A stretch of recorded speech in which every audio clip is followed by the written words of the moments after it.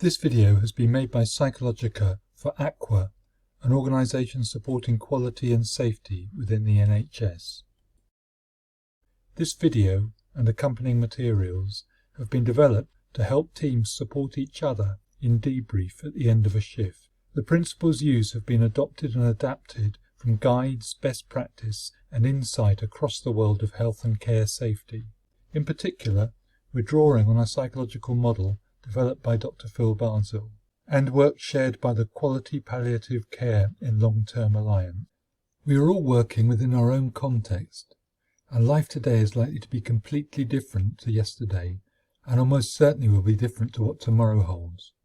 Right now, we are all under additional pressures from all sides. Human resilience and reliability is affected by these pressures, and our ability to review and debrief from stressful circumstances effectively will be compromised.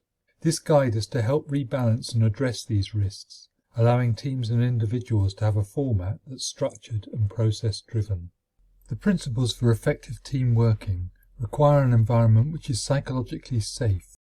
This guide has been designed in order to support the principles of such environments, where we trust and respect each other and are confident to discuss concerns and worries without fear of retribution. We need to encourage colleagues to speak up and say what they really think and feel, with confidence that they'll be listened to. We all have something to contribute. In caring professions, we need to manage our feelings to allow us to respond to the needs and views of others with compassion and resilience. But the continual exposure to patients' distress, fear, anger and anxiety can result in our feelings and our attitudes and our beliefs becoming changed, affecting the way that we view the world and our own self-worth. This can present as physical, emotional and spiritual exhaustion. It's important to ensure that our mindset as a team is aligned. We all have perspectives that are driven by instinctive biases, and these colour and cloud how we view situations. Under pressure, these sometimes become distorted.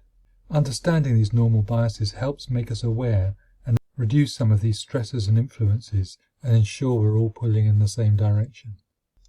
There's a poster on psychological safety in your support pack.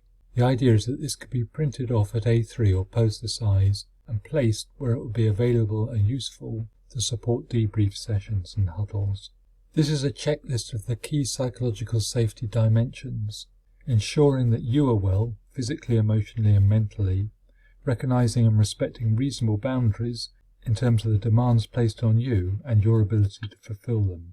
This also helps support the team, ensuring all team members feel accepted, trusted and valued, with mutual support for physical, emotional and mental well-being. This provides a safe space to learn from our experiences and how to make positive changes that we can share with one another.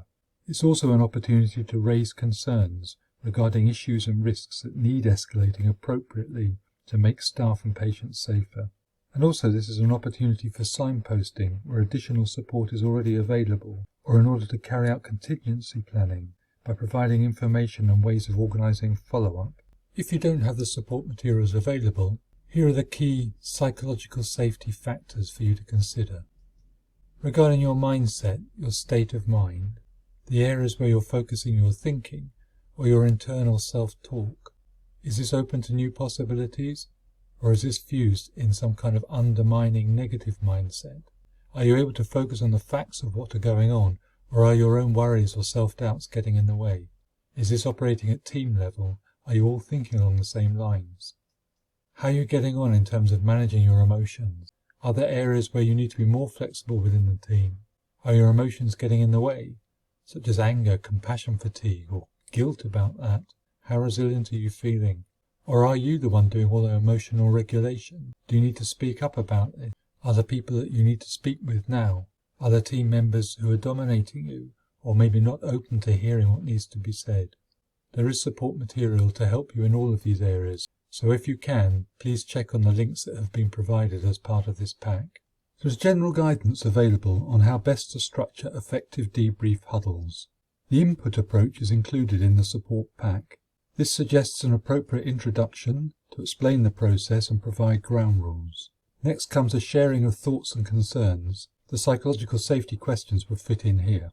Then identification of what's needed regarding responses, actions, or additional support, etc. Following this, some planning to ensure the team is aligned and something actually happens as a result. It's important to recognise points of learning. The aim here is positive improvement, not allocation of blame if things have gone wrong. And finally, a conclusion and thanks, finishing on a positive note. So this is just a starting place. You may decide to add or remove questions to make this work better for you as a team and regarding the work that you do. Please be aware that it doesn't matter who leads this, and everyone is not required to speak, but should be encouraged to do so. There are existing resources suggested in the pack as a starting place. And finally, we anticipate that available resources will be flagged up at organisational level.